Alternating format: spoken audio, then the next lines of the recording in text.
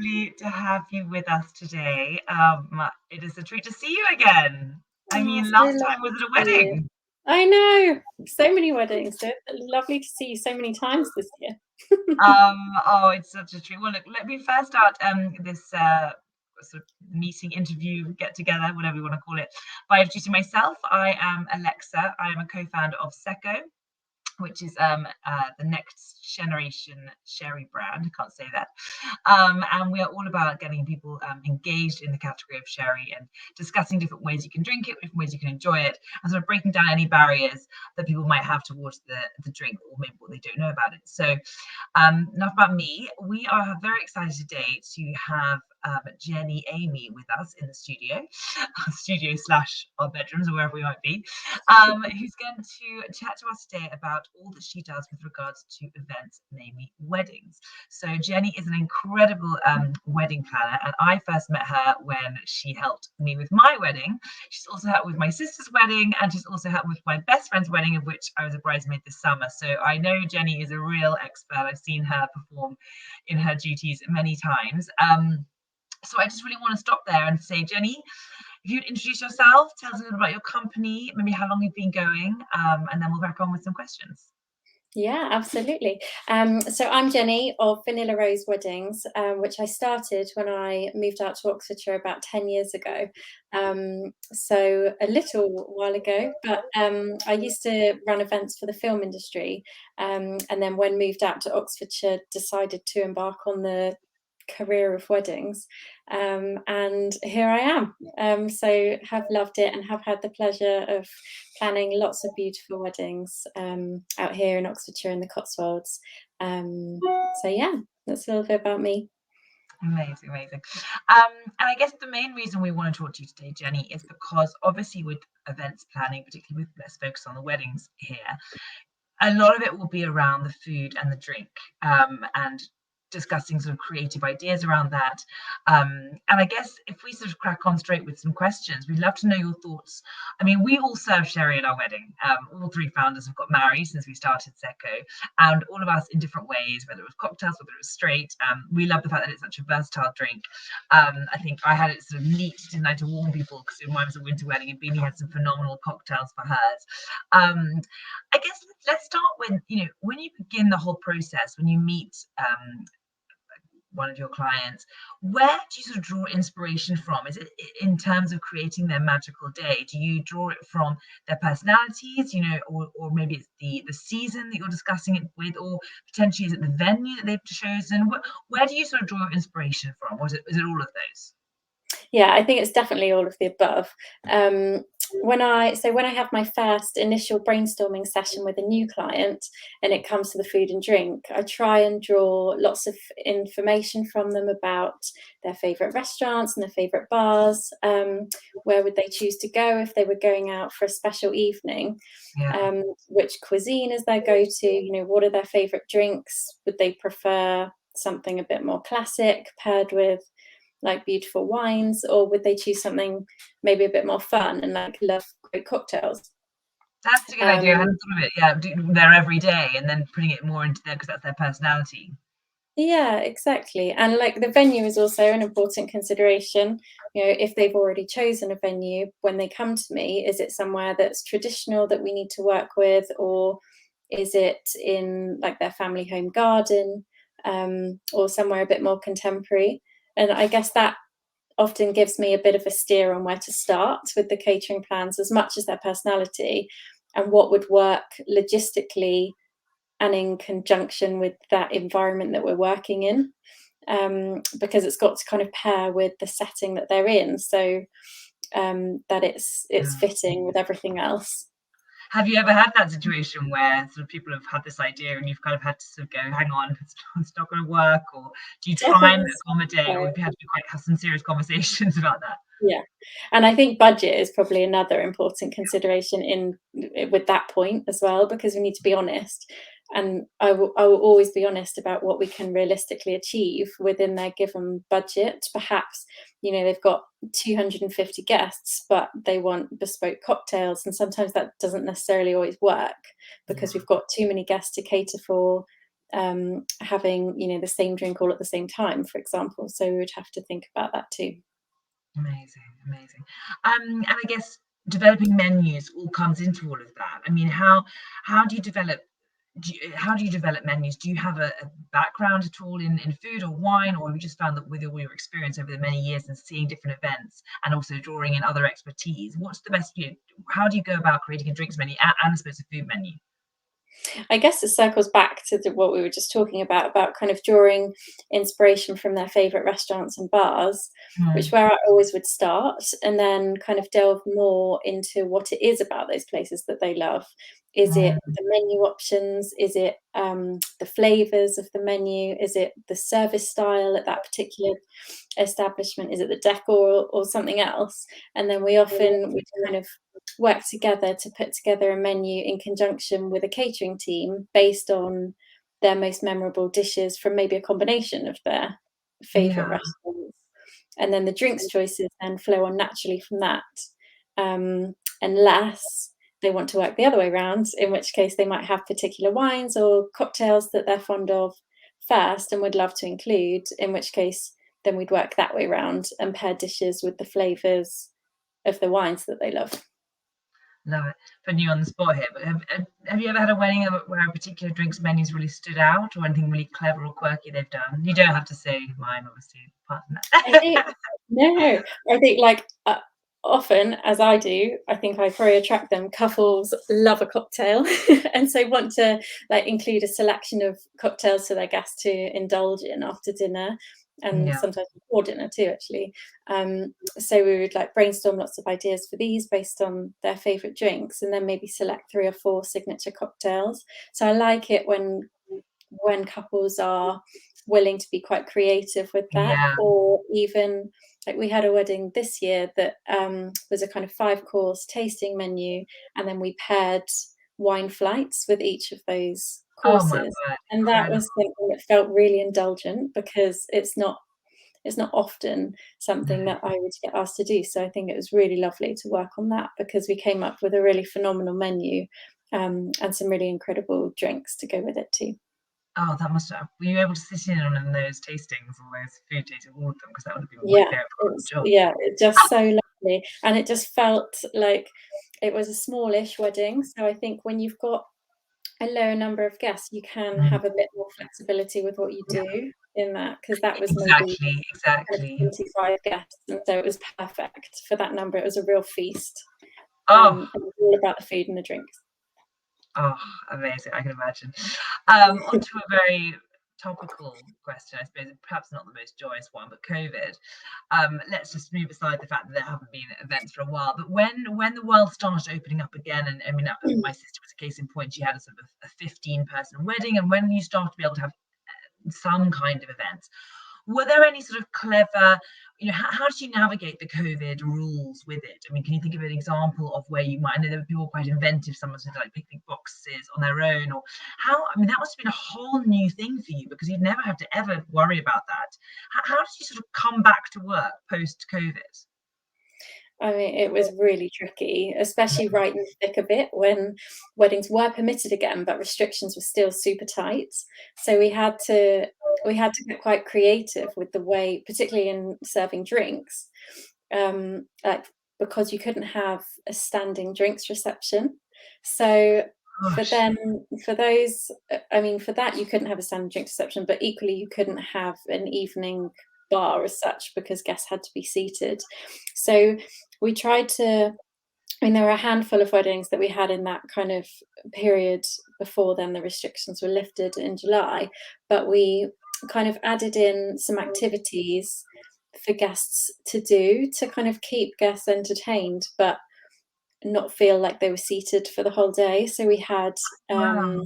a pub quiz, we did some garden games, and then because you couldn't take your drink with you to go and play the garden games, we had personalised drinks coasters for you to leave on top of your drink at the table whilst you played, so that the drinks would stay there for when you came back.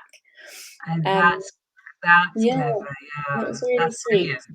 Yeah, But then really the sweet. evening part was slightly more of a challenge, because I guess that's when guests are really desperate to get up and dance, which of Yeah. course they couldn't do.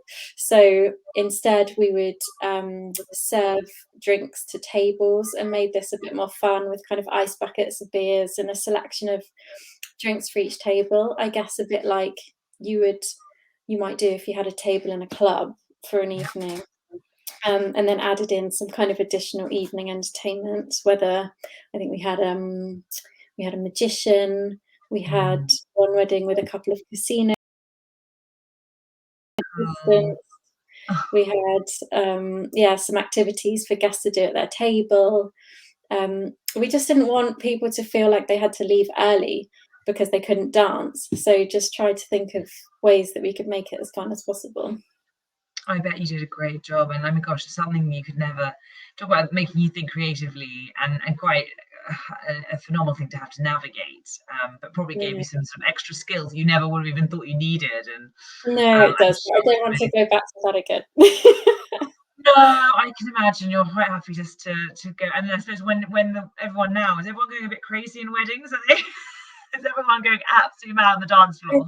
thi Yeah, I think, it's been so nice actually to see the dance floors returning Yeah, since we've been able to in July, and I thought it would feel weird going back to it, but actually it's been really lovely just to see people just having a great time. I mean, people haven't been able to go to events like that for what feels like forever.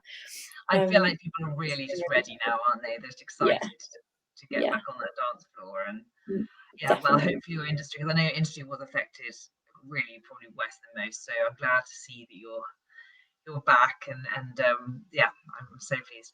The low alcohol, low ABV trend is really big in the bar scene at the moment, the restaurant scene. A lot of restaurants are doing low ABV lists, and they're sort of combining a spritz menu with their cocktails so that people can have one or two.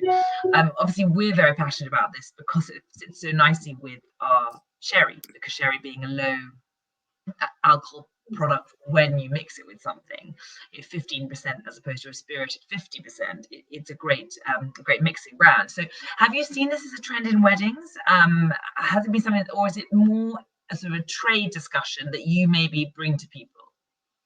I think I can definitely see it starting to come in a lot more than ever before. And I think, like I said just now, particularly as no one's been able to go to any events for such a long time, overconsumption of alcohol by their guests is always a worry for event or couples hosting a Yeah, wedding or an event. So I actually really love the idea of offering something as an alternative that has a lower alcohol content, but that still tastes and looks amazing and you wouldn't necessarily notice as of a lower ABV or feel like you're compromising on taste at all.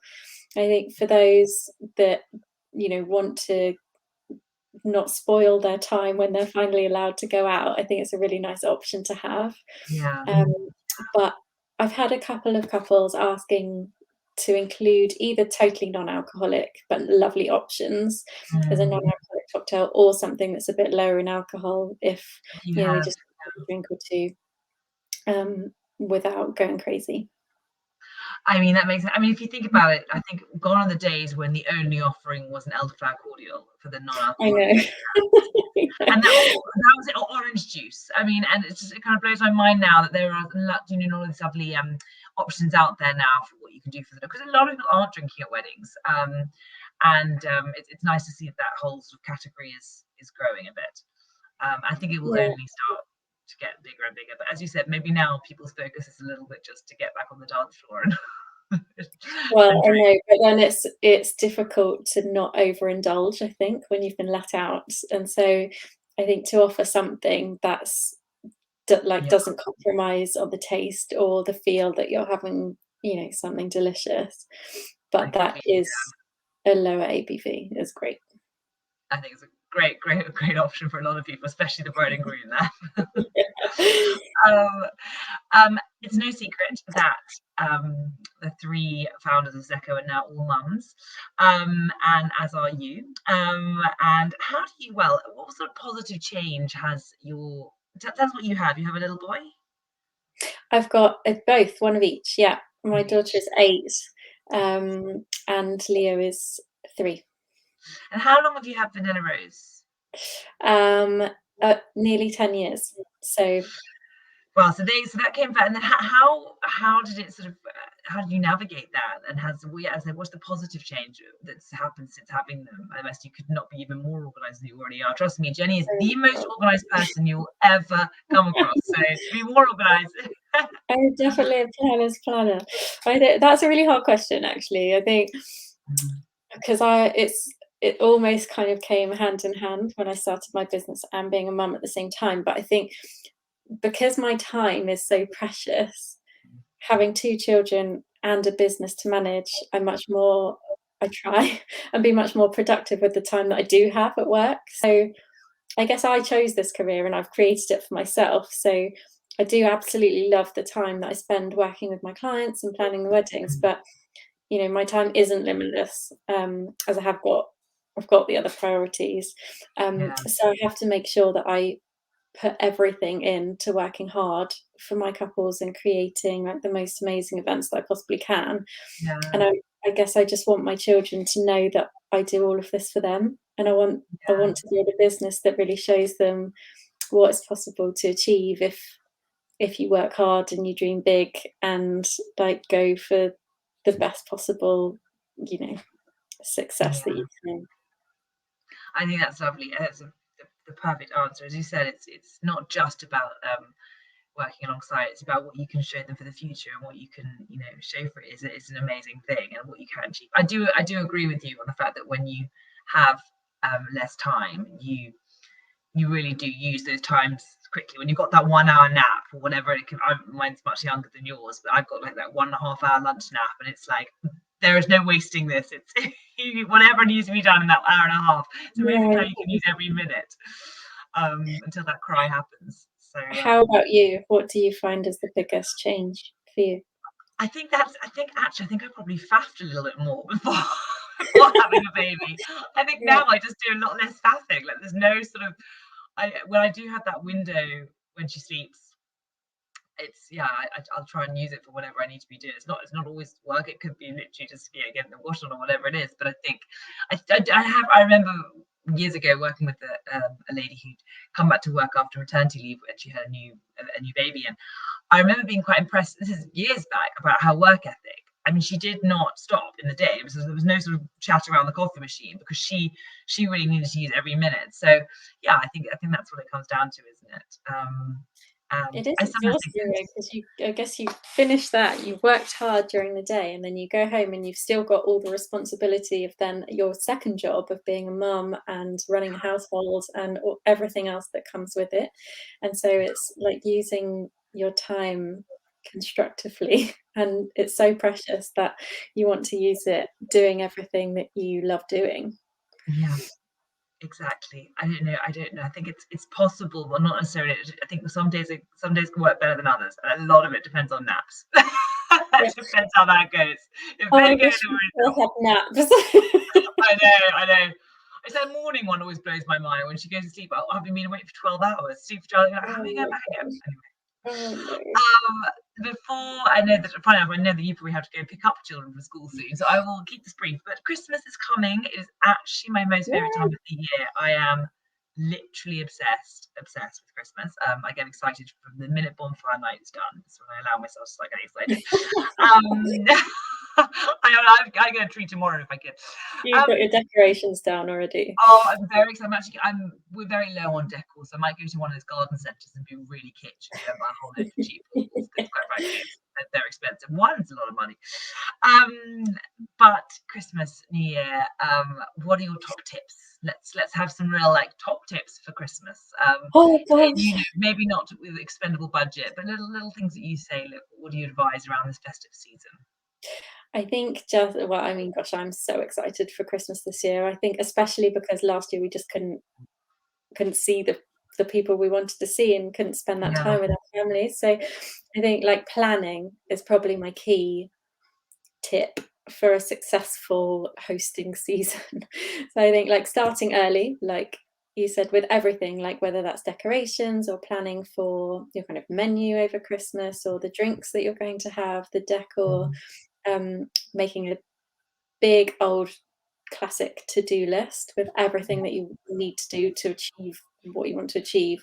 And then I think once you've made that list and you begin ticking tasks off, you just feel so much more organized with everything and much more relaxed. So, I mean, there's nothing worse than a stressed and frenzied host at an Yeah. event. So I think that way you'll just make sure that you can actually enjoy the time with your family and friends that you've been so longing to see for such a long time, Yeah. knowing that you've taken care of your list and you've prepped. And I think my dad's favorite saying is, failure to prepare is to prepare to fail. And it's always stuck with I me. mean, that is the perfect ending sentence. I mean, there we go. Well, let's say it again. So failing to prepare is preparing to fail. Failure to prepare is to prepare to fail. Yeah. It's Jeni's no father, wonder words of wisdom. It is true. So everyone may laugh at my bonfire night beginning, but actually, it's perfect. Yeah. I think that's very sound advice. Oh, well, look, I could chat to you all day, Jeni. Literally, I'm one of your biggest fans, as you know. I said you always see me at different weddings, so I keep popping up. We need more. We need more. I do. I've got a few that I might end up getting married soon, maybe. So I'll be passing on your name. But Jeni, before we go, quickly, just tell anyone who's watching where we can find you: Instagram, website, contact number. Go. Yeah. So my website is vanillaroseweddings.co.uk, and I am at Vanilla Rose Weddings on Instagram. So find me there. I try and be on it as much as I can, but you know what it's like. Amazing. Yeah. And I will end it there, but just to say thank you so much for listening. If you want to see anything more about cocktails, general frivolity that's going on, it's Sherry Week this week, International Sherry Week, so there's lots going on the XECO page at XECO Wines or www.xecowines.com. And yeah, we're going to wrap it up there. But thanks again, Jeni, and I'll see you again very soon. Thank you so much for having me. It was a pleasure. Thanks, Alexa. Bye. Bye.